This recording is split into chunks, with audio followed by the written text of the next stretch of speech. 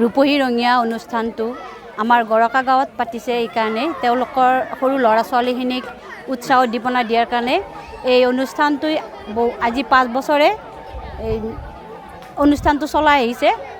তেওঁলোকক আমি ধন্যবাদ দিব লাগিব। তেওঁলোক ইয়াত আহি আমাৰ গৰকা গাঁৱৰ সমূহ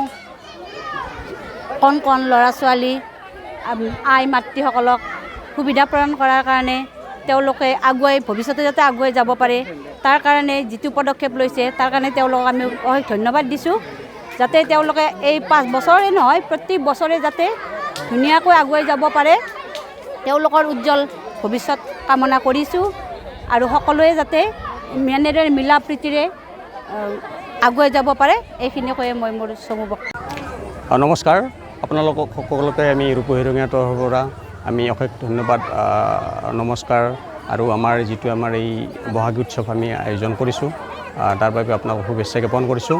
এইবেলি আমাৰ গৰকা গাঁৱত ৰঙিয়াৰ গৰকা গাঁৱত আমি ৰূপহী ৰঙীয়াই 5ম বাৰ্ষিক বহাগী উৎসৱ উদযাপন কৰিছোঁ। আমাৰ ইতিমধ্যে আমাৰ কাৰ্যসূচী আমাৰ পতাকা উত্তোলন কাৰ্যসূচী আছিল সেয়া ধুনীয়াকৈ হৈ গ'ল। বৃক্ষৰোপণ কাৰ্যসূচী ধুনীয়াকৈ হৈ গ'ল। আমাৰ শিশু মহিলাসকলৰ মাজত আমি বিভিন্ন প্ৰতিযোগিতামূলক আমি খেল আৰম্ভ কৰিছিলোঁ, সেইখিনিও খুব ধুনীয়াকৈ হৈ গৈছে। আৰু আমাৰ এইবেলি ৰূপহী ৰঙীয়াৰ পোনপ্ৰথমবাৰৰ বাবে বহাগী উৎসৱৰ লগত সংগতি ৰাখি আমি অনুষ্ঠান আয়োজন কৰিছিলোঁ। সেইটো হ'ল ৰূপহী ৰঙীয়া সুন্দৰী প্ৰতিযোগিতা আৰু সেইটোও খুব ধুনীয়াকৈ হৈ গ'ল।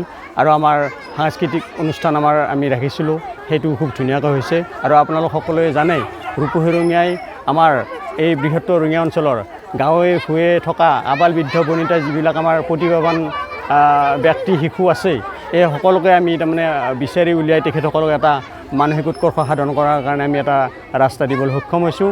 আৰু আমি আগলৈও আশা ৰাখিম যদি আপোনালোকে এনেদৰে আমাক যদি সহায় সহযোগিতা বা মৰম আদৰ কৰি ৰাখে নিশ্চয় আমি আবাল বৃদ্ধ বনিতা যিবিলাক আমাৰ প্ৰতিভাৱান আছে তেখেতসকলক আমি আগবঢ়াই নিবলৈ আমি ৰূপহী ৰঙীয়াই যৎপৰোনাস্তি চেষ্টা চলাম। ধন্যবাদ।